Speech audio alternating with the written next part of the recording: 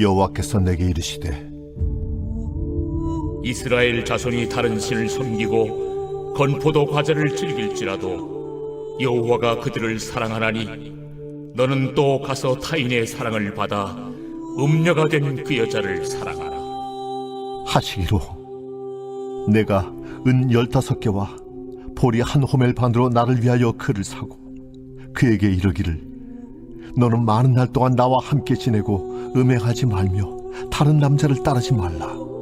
나도 내게 그리하리라 하였노라. 이스라엘 자손들이 많은 날 동안 왕도 없고 지도자도 없고 제사도 없고 주상도 없고 에봇도 없고 드라빔도 없이 지내다가 그 후에 이스라엘 자손이 돌아와서 그들의 하나님 여호와와 그들의 왕 다윗을 찾고 마지막 날에는 여호와를 경외함으로 여호와와 그의 은총으로 나아가리라.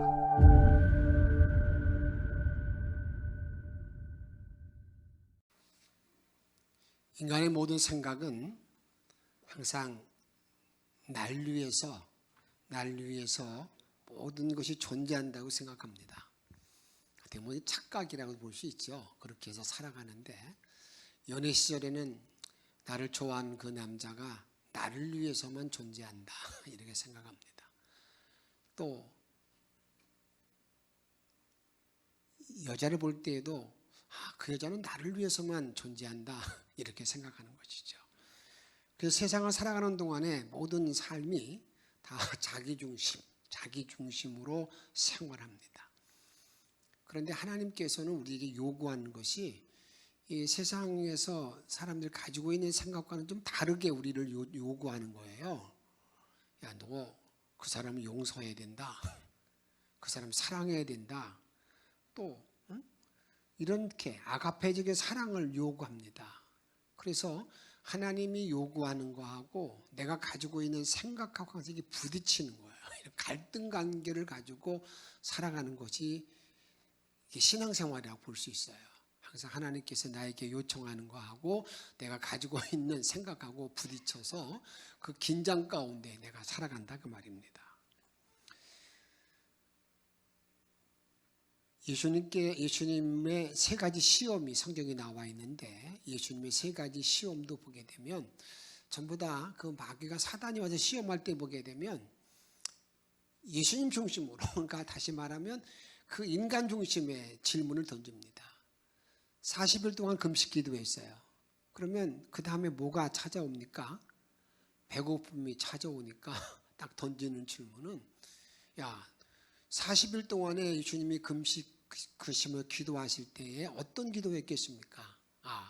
내가 어떻게 하면 이 인류를 어떻게 구원할까? 이게 어떻게 생명을 줄까? 이런 거룩한 고민을 하고 그러한 구원의 어떤 고민들을 하시고 하셨을 거 아니겠어요? 그런데 그 마귀가 사단이 던지는 질문은 야, 너 그런 고민을 할 필요 없어. 이 세상 사람들이 말이야 요구하는 건 먹는 거 아니야. 그리고 너 당장 너 먹어야 되지 않겠냐? 그래서 이 돌을 가지고 떡을 만들어라. 이렇게 요구하는 걸 보게 됩니다. 또 성전 꼭대기로 올라가서 여기서 뛰어내리라는 거예요. 그러면 하나님이 너를 보호해 주지 않겠느냐? 천사가 너를 받들어서 너 하나도 상처하지 않는다고 말씀했잖아. 그러니까 너 그렇게 해봐라. 그럼 많은 사람들이 기적의 사람이라고 말하면서 정말 하나님이 살아계시다고 얘기하면서 너를 받들고 취하고 따를 거다. 이게 전부 다 인간 중심으로 예수님을 이렇게 시험하고 있습니다. 세 번째는 어떤 질문이었습니까? 천하를 다 보여주면서 하는 말이 너 나한테 좀 절해라. 그럼 다 너에게 주겠다. 엄청난 그렇게 모든 소유 다 나한테 내가 낮게 맡겨줬으니까 다 주겠다. 이 소유에 대한 문제잖아요. 다 누구나 그렇게 엄청난 것을 갖기를 원하고 있지 않습니까? 모든 사람이 전부 다 이 소유의 넉넉함을 추구하고 요구하고 바라고 있지 않느냐 그 말입니다. 그거에 대해서 그런 질문에 대해서 예수님 이제 바르게 대답하는 것을 우리가 보게 됩니다. 호세아를 통해서 던지는 하나님의 요구는 무엇입니까? 하나님께서 호세아에게 요구하는 게 어떤 겁니까? 호세아도 자기를 사랑하는 마음이 왜 없겠습니까? 그런데 하나님께서 호세아에게 던지는 질문은 너 타인을 사랑하라, 타인을 사랑하라는 겁니다. 근데 그 타인을 사랑하는 그 내용이 도저히 인간의 이성적으로 자기 중심적으로 살고 있는 인간이 감당할 수 없는 그러한 요구를 하는 것이죠. 함께 결혼해서 결혼할 때도 창녀였습니다. 근데 결혼하고 난 다음에 또 다시 옛날로 돌아간 그 여자를 또 데려와서 사랑하고 살라는 거예요. 3장 1절 말씀 같이 한번 읽도록 하겠습니다. 여호와께서 내게 이르시되 이스라엘 자손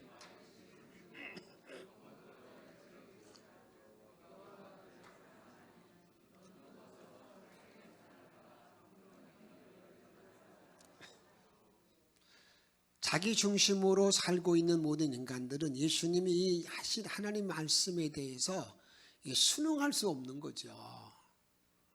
그를 처음 데려왔을 때에도 어떻습니까? 음녀였는데 또 옛날로 돌아가는 그 여자를 다시 데려와서 다시 살라 이렇게 요구하는 그 하나님의 그 말씀을 도저히 받아들일 수 없습니다. 타인을 좀 사랑하라는 그런 하나님의 말씀에 대해서 이 호세아가 선뜻 용납하고 받아들이기는 무척 어렵다 그 말입니다. 그런데 지난주에는 제가 이런 말씀 드렸습니다. 이런 하나님의 질문에 대해서 내가 바보같이 순종하는 자, 그게 누구라는 겁니까? 그게 신앙인이라는 거예요. 예수를 믿는 모든 사람이 누구냐? 그 사람은 그 하나님이 나에게 요구할 때 정말 내가 이해할 수 없고 받아들일 수 없는 그런 일인데, 그런 모든 일에 바보같이 순종하는 자가 누구냐? 신앙인이라는 겁니다. 그런데 성경은 우리에게 말할 때 여러분 이 바보 같은 순종하면 하나님께서는 놀라웠게도 내가 예상할 수 없고 상상하지 못했던 기쁨이 나에게 온다는 것을 우리에게 알려주고 있습니다. 그런 일을 고린도후서 12장에 보게 되면 바울 사도는 그 위대한 사도, 하나님의 은사를 다 받았던 사도가 아니겠습니까?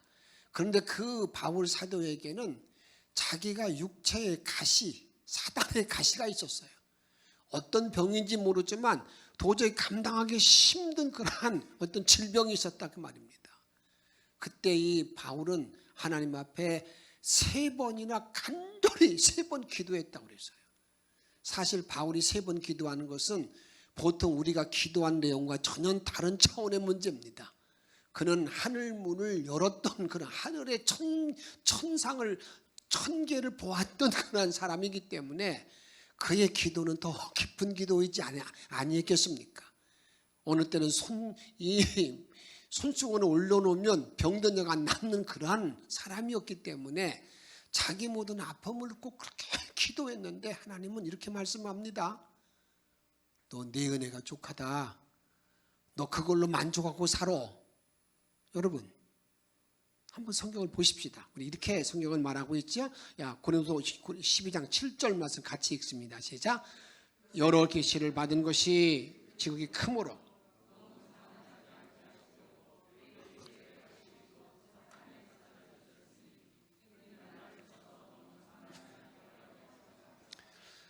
내가 하나님께 받은 계시가 너무 많고 능력이 너무나 크기 때문에 하나님께서는 나에게 뭘 줬느냐? 육체의 가시, 사단의 가시를 나에게 주었다는 거예요. 질병을 주었다는 겁니다. 그런데 이 질병을 놓고 바울 사도가 이제 그런 질병을 가지고 있으면서 이제는 자기 중심의 기도를 합니다. 하나님, 이 질병이 떠나가게 만들어 주옵소서, 고쳐 주옵소서. 그럼 어떻게 보면 그런 당연한 기도가 아니겠습니까? 당연한 기도.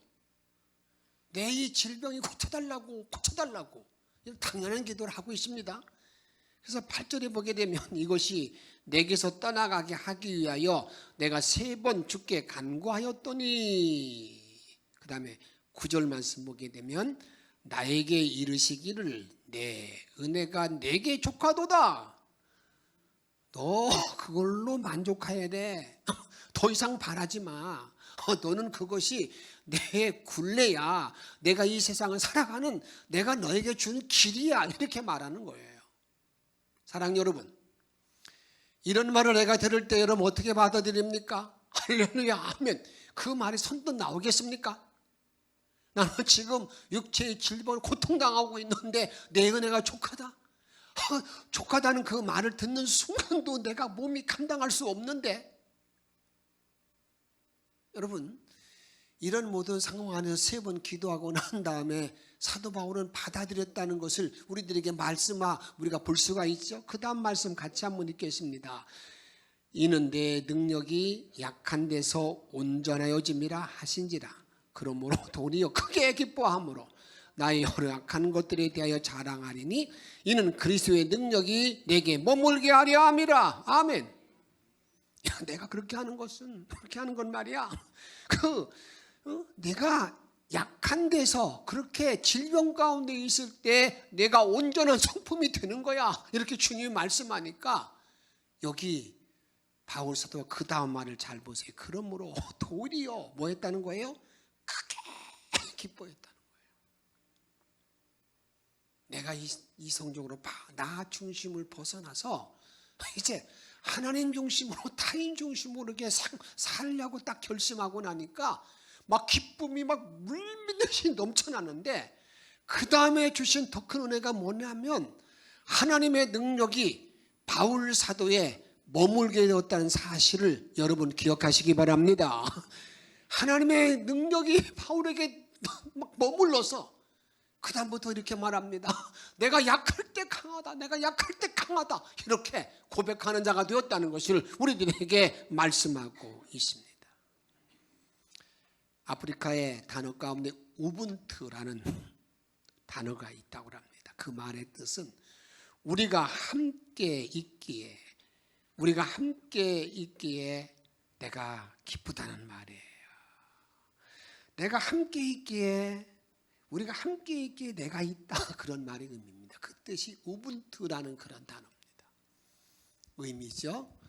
인류학자가 아프리카에 가서 이제는 여러 날 사귀고 난 다음에 그 어린이들에게 이런 하나의 과제를 주었습니다.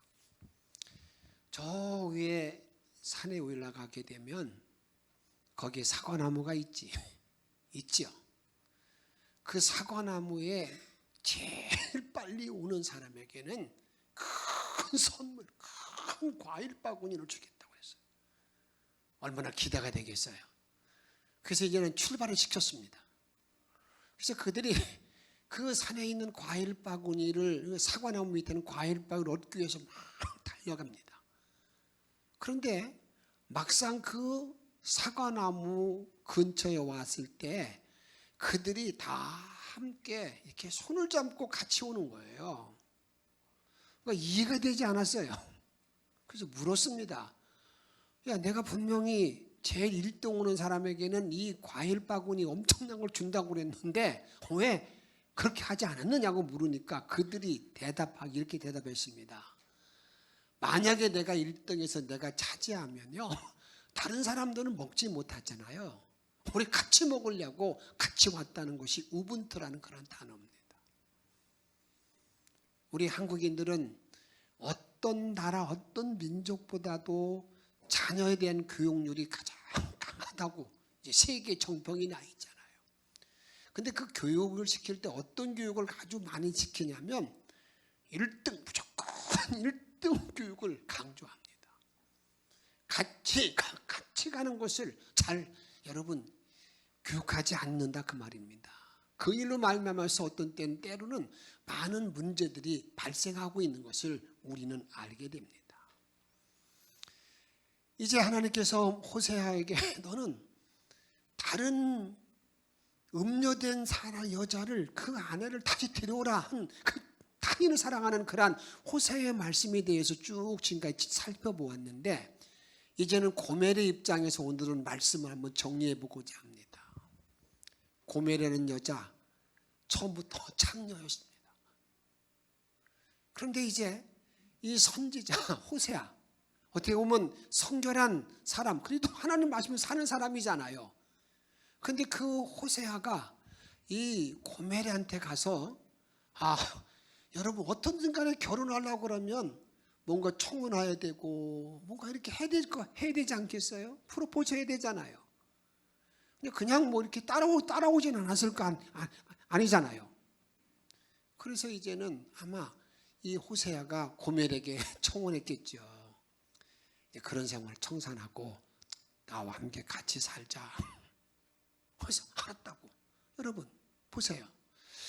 이렇게 결혼 생활을 같이 하자는 그러한 청혼에 대해서 이 고멜이 내가 그렇게 하겠다라고 결심한 것은 거기에 어떤 의미가 포함되어 있는 겁니까? 나의 옛 생활을 이제는 다 청산하겠다, 버리겠다. 내가 새로운 삶을 살겠다. 이런 결단의 마음이 있지 않겠습니까? 그런데 이 고멜이라는 여자는요, 이제 호세아와 함께 그 성결한 남자와 함께 살아가는 동안에 내 삼남매를 딱 낳고 나니까 옛날에 그 본성이 튀어나온 거예요. 본성이 튀어나와 가지고요, 다른 남자의 꼬임에 빠져가지고 또다시 음녀가 됐다는 것을, 창녀가 됐다는 것을 우리들에게 말씀하고 있다 그 말입니다.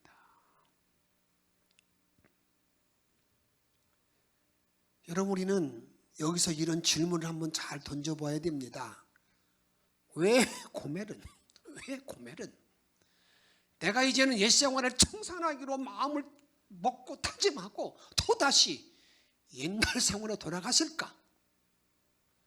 이런 일들은 우리가 비일비재하지 않습니까? 내가 이런 삶을 살면 안 되지. 내가 다시는 이런 행동 안 하겠어. 내가 이런 자리에 다시는 넘어지지 않겠어. 그러고 난 다음에 왜 또 이렇게 넘어지느냐 그 말입니다. 왜 또 옛날로 돌아가느냐 그 말입니다. 그것은요, 인간의 죄의 본성을 이기지 못하기 때문입니다. 인간이 쉽게 죄를 청산할 수 있는 것이 아니라는 것을 여러분 분명히 알아야 됩니다. 히브리서 12장 4절 말씀 같이 읽습니다. 너희가 죄와 싸우되 아직 피 흘리기까지, 죄와 싸워서 이길 때 어떤 일이 필요하다고요? 피 흘린다는 말이 뭐예요? 좋게 살기로 여러분 대결해서 이겨야 되는 거지. 그래, 내가 이젠 다시는 안 해. 다시는 안 할 거야. 다시 안 할 거야. 그래, 나 이제는 됐어. 그래서 여러분 죄를 이기는 게 아니라 그 말이에요. 죄의 본성이 얼마나 질기고 끈질긴지 모른다는 것을 우리가 알아야 된다 그 말입니다. 오늘 본문에서 호세아에게 말하는 죄의 본성이 뭔가, 고멜에게 말하는 죄의 본성이 뭔가, 오늘 3장 1절에 보게 되면 이렇게 말합니다.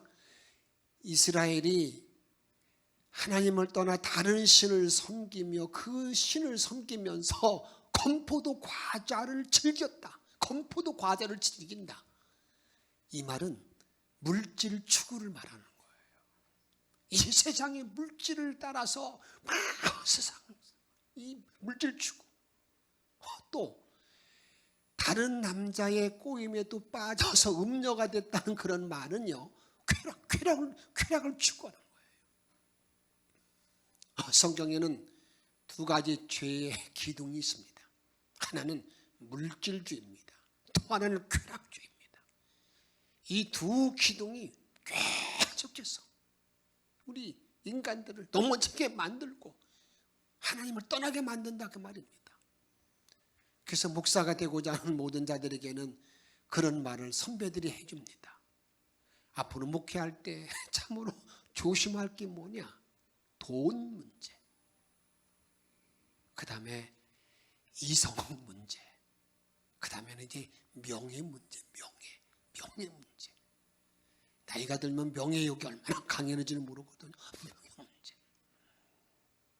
이런 모든 문제들은요, 목사가 아니어도 모든 사람이 다 마찬가지입니다. 내가 가정을 이끌어갈 때에도 때로는 내가 어디에 빠지는 겁니까? 이런 물질의 문제, 여러분 이성의 문제, 이런 명예 문제, 이런 것들 때문에 우리 모든 삶을 다 망치는 것을 많이 보게 된다 그 말입니다. 그런데 오늘 가출한 고멜의 든 모습에 대해서 성경 전체를 보게 되면 얼마나 남편을 떠난 고멜이 비참한가, 얼마나 남편을 떠난 고멜이 비참한 삶인가. 여기 남편은 여러분 하나님도 말하는데 우리가 가정에서 남편을 떠난 이제 가정이 파괴된 그런 얼마나 비참한가, 또는 하나님을 떠난 사람이 얼마나 비참한가, 이런 것들을 말해주는데 그것을 성경에 이렇게 우리들에게 정리되고 있는 것을 보게 됩니다. 이렇게 우리에게 말하고 있습니다. 출애굽기 21장 32절에 보게 되면은요, 소가 만일 남종이나 여종을 받으면 그 소임자가 은 30개를 그의 상전에게 줄 것이요, 소는 돌로 쳐서 죽일지니라, 이렇게 말하고 있잖아요. 다시 말하면 소가요, 사람을 들이받아서 죽게 되면 그 값을 지불할 때 은 30을 달아주라는 겁니다. 은 30. 그런데 오늘 본문을 잘 보면 이제 이 음녀가 된 고멜을 다시 이제 찾아올 때 그 값을 얼마 주고 찾아오느냐. 3장 2절에 보게 되면 내가 은 15개와 보리 한 호멜 반으로 나를 위하여 그를 사고. 여러분 어느 정도로 값 주고 사와요? 은 15세겔. 그러면 소가 그 당시 보통 사람들을 이렇게 들이받아 가지고 죽는 경우에는 얼마를 달아주라고 했어요? 은 30을 달아주라고 했잖아요. 그러면 지금 뭘 말하고 있는 거예요? 이제 취급을 못 받는다는 거예요. 하나님의 평가는 취급이 안 된다는 거예요. 그 당시 보통 이제 주어진 그걸 다 그보다 완전히 그냥 헐값으로 취급당하는 그런 모습을 우리에게 말하고 있습니다. 하나님을 떠나면 정말 가치가 없는 자가 된다는 사실을 여러분 바로 깨닫기를 주의 이름으로 축복합니다. 내가 정말 주님을 떠나면요, 정말 가치 없는 존재예요. 가치가 없는 존재. 왜 내가 하나님께서 나를 대할 때 어떻습니까? 하나님이 나를 대할 때 어떻게 대해준다는 겁니까?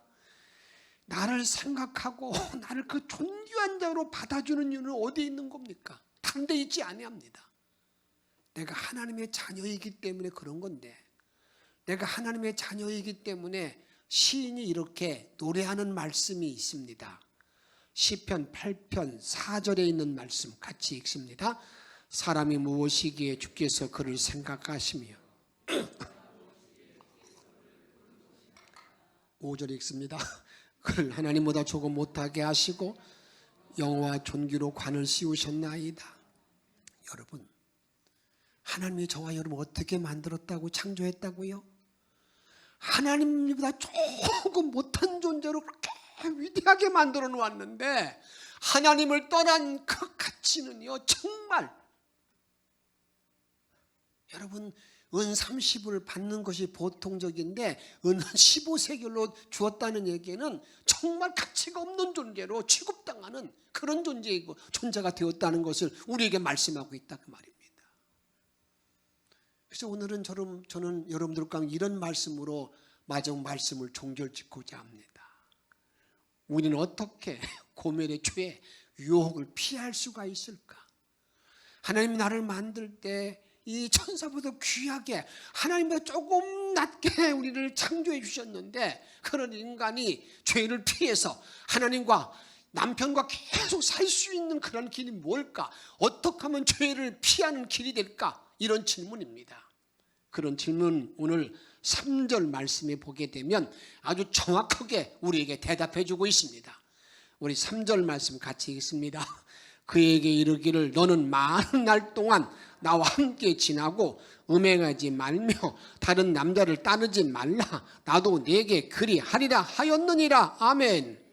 여기 보게 되면요, 내가 죄의 유혹에서 피하고 승리하는 길의 제일 첫 번째는요, 많은 날 하나님과 남편과 함께하는 삶을 살아갈 때, 내가 하나님과 함께 동행하는 삶을 살 때, 내가 남편과 함께 살 때, 그때 죄의 유혹에서 내가 이길 수가 있다 그 말이에요. 여러분 그렇지 않습니까? 여러분 부부간에도 여러분들이 부부가 같이 있을 때 여러분 죄에 빠지는 사람이 어디 있겠어요? 같이 있을 때는 문제가 되지 않아요. 그래서 죄가 우리에게 죄가 들어왔던 창세기 3장에 보게 되면은요, 여자가 혼자 있을 때 사단이 그를 유혹하잖아요. 그와 마찬가지로 나와 여러분이 항상 우리 하나님과 같이 있게 되면, 동행하게 되면, 남편과 함께 있으면 절대 여러분 내가 죄의 유혹에 내가 넘어가지 않는다 그 말입니다. 이 사실을 여러분 잘 깨달으시고 앞으로 하나님과 계속 동행하는 일에 최선을 다할 수 있는 사랑하는 영성 성도가 다 되기를 주의 이름으로 축복합니다. 한국에는 김치를 너무너무 좋아하지. 여행 다니다 보게 되면은 어떻습니까? 며칠만 김치 먹지 않냐면요 그냥 이상해져요. 그래서 이제 많은 말이, 아이고 김치 먹고 싶다, 김치 먹고 싶다. 그래서 한국 식당에 들어가게 되면 그때부터 무슨 일이 나타나게 됩니까? 그냥 막잖아요. 진짜 김치 먹으니까 심나네. 그런데 한국인이 김치를 좋아하는 이유는 왜 그런 거예요? 한국인은 DNA가 김치를 좋아하게 되어 있는 겁니까? 아니에요. 우리가 어릴 때부터 계속 김치를 보았고 김치를 먹었기 때문에 내가 김치를 좋아하는 거예요. 다른 거 아무것도 아니에요. 내가 어릴 때부터 아무리 한국산이라 하더라도 여러분들에게 어떻습니까? 그 사람이 어릴 때부터 김치를 먹거나 보지 않은 사람은요, 김치 먹은 사람 보기만 역겨워서 못 견딘다 그 말이에요. 우리 주위에 얼마 전만 해도요, 귀뚫은 남자들 보면 여러분 어땠습니까? 근데 지금은 여러분 귀뚫은 남자를 보면 어때요? 이상해요? 전혀 이상하지 않아. 자주 보니까.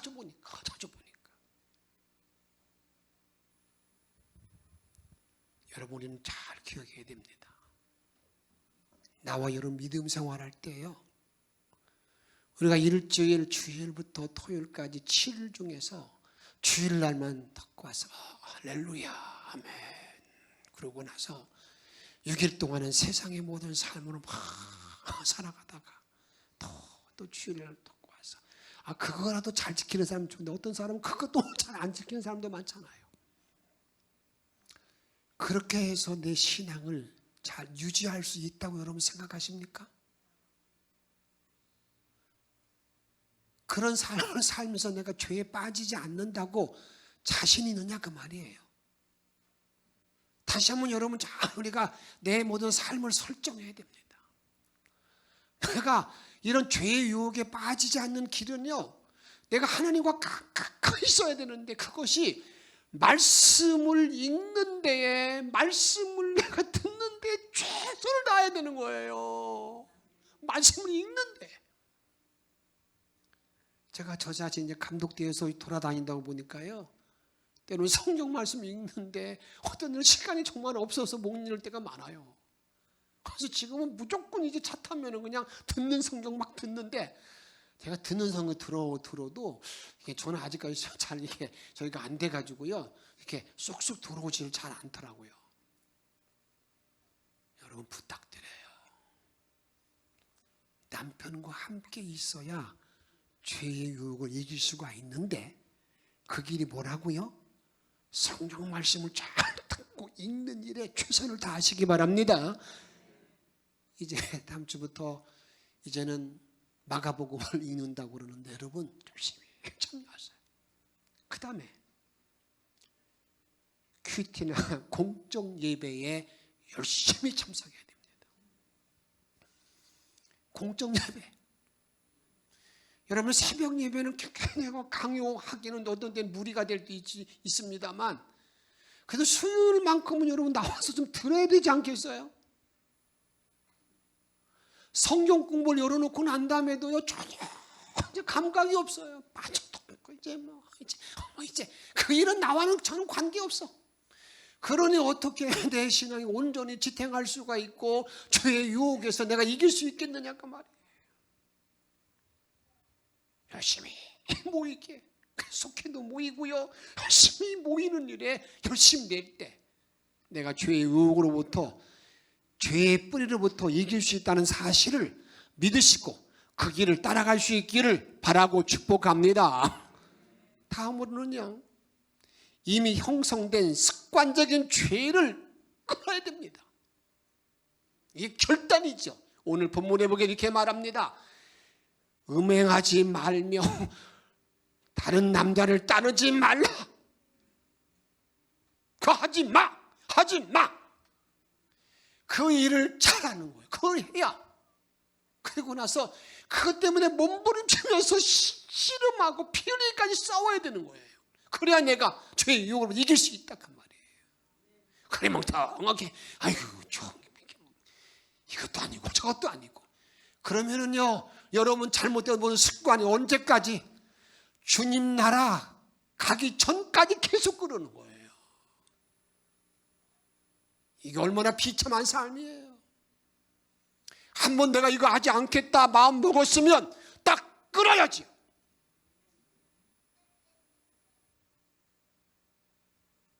그 다음에는요, 오늘 본문의 말씀에는 개역 성경을 할 수 없지만 세번역 성경을 보게 되면 이런 말씀이 있습니다. 같이 3장 3절 말씀 같이 읽도록 하겠습니다. 나는 그 여인에게 말하였다. 당신은 많은 다른 남자와 관계를 맺지도 말고, 따라합시다. 기다리시오. 여기 인내입니다. 인내하면서 우리는요, 내가 죄의 유혹에 빠져서 내가 넘어지고 난 다음에 또 넘어지는 거예요. 그럴 때 참 중요한 게 있어요. 그 일에 대해서 너무 정죄하지 말고요,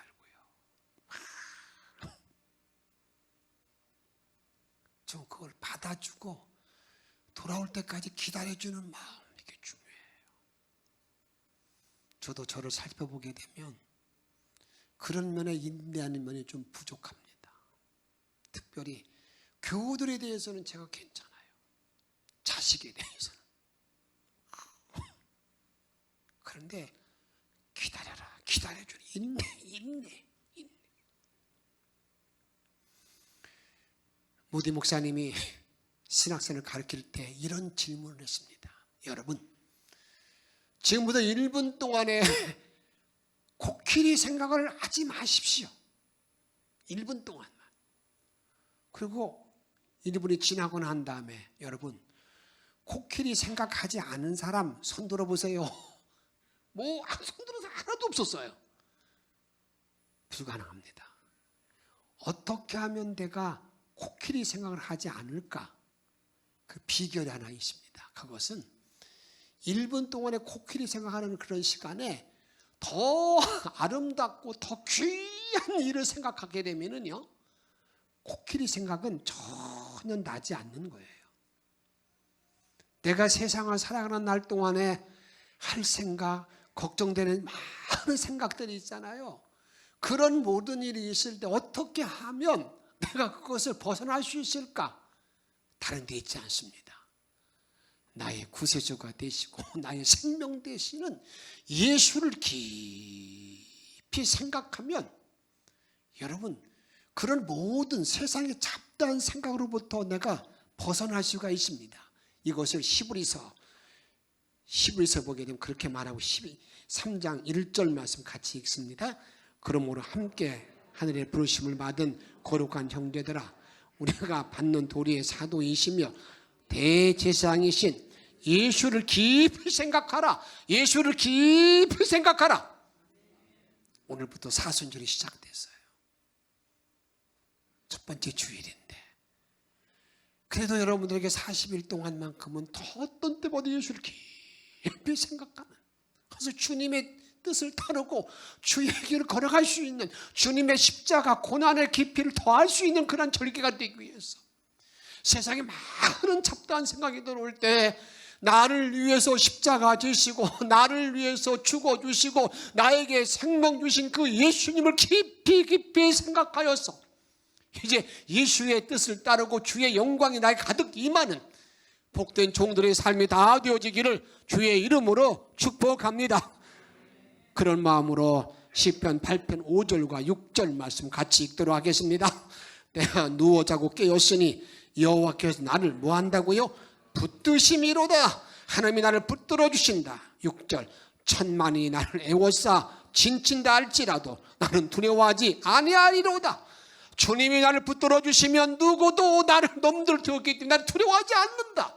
이런 담대한 마음을 가지고 주님을 깊이 묵상하고 생각할 수 있는 복된 종들이 다 되시기를 축복합니다.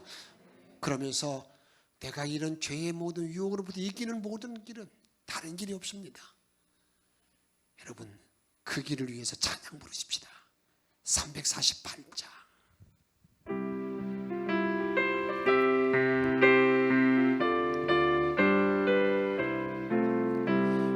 마귀들과 싸울지라 죄악 벗은 형제여, 담대하게 싸울지라 저기 악한 적병과 심판날과 멸망의 날 내가 섰는 눈앞에 곧 다가오리라. 영광 영광 할렐루야, 영광 영광 할렐루야, 영광 영광 할렐루야. 곧 승리하리라. 마귀들과 싸울지라 죄악 벗은 형제여, 고함치는 무리들은 유한 마귀 아닌가. 무섭고도 더러운 죄 모두 떨쳐버리고 주 예수 붙들라. 영광 영광 할렐루야, 영광 영광 할렐루야, 영광 영광 할렐루야. 곧 승리하리라. 마귀들과 싸울지라 죄악 벗은 형제여, 구주 예수 그리스도 그 심판을 벌리고 너를 도와 주님이 나를 도와주십니다. 주님이 나를 도와주십니다. 주 앞에 나아가십시오. 주님과 함께 동행하십시오. 영광 영광 할렐루야, 영광 영광 할렐루야, 영광 영광 할렐루야. 곧 승리만 말씀을 부르겠습니다. 아버지, 마귀들과 싸울지라 죄악 벗은 형제여, 담대하게 싸울지라 저기 악한 적병과 심판날과 멸망의 날 내가 섰는 눈앞에 곧 다가오리라. 영광 영광 할렐루야, 영광 영광 할렐루야, 영광 영광 할렐루야. 곧 승리하리라. 우리 함께 승리별이 어디 있습니까? 죄의 모든 근원은 마귀로부터 오게 되는데 주님이 나를 도와주시고 대적에 승리하고 죄에 넘어지지 않도록 오늘 주신 말씀과 함께 한마음 동서로 기도하겠습니다. 생명의 주님을 자원하는 견고 이거를 우리가 도와주시는 원합니다. 하나님, 내가 땅에 못날 동안 고민을 같이 내가 있는 모습을 따라할 때가 있습니다. 내가 모든 죄를 많이 벗어버리고 난 얼마나 되겠습니다. 하나님, 이런 모든 승리하는 분을 바라게 도와주시옵시고 오직 죄인을 인도하여 문제는 복된 삶을 살아가시려 도와주시는 원합니다. 아버지는 그 이것도 영광 충만한 주문을 숨을 도와주시는 원합니다. 내가 마귀와 힘을 때 내가 주님이 나를 도와주시고 이런 모든 믿음만을 항하게 도와주시옵시고 이제 그 은혜의 능력으로 운문하게 도와주시옵시고 주님은 권능하는 점을 도와줄 줄로 믿습니다. 통의 건너대로 살아갈 수 있도록 아버지 도우시고 인도하여 주셔서 오직 예수 이름만 높임 받는 날에 들어가기를 원합니다. 노란 오로지를 바라보는 날에 들어가기를 원합니다. 생명을 바라보게 도와주시길 원합니다. 자비로우심을 기도하며 주님과 동행하는 삶을 살아가기를 원합니다.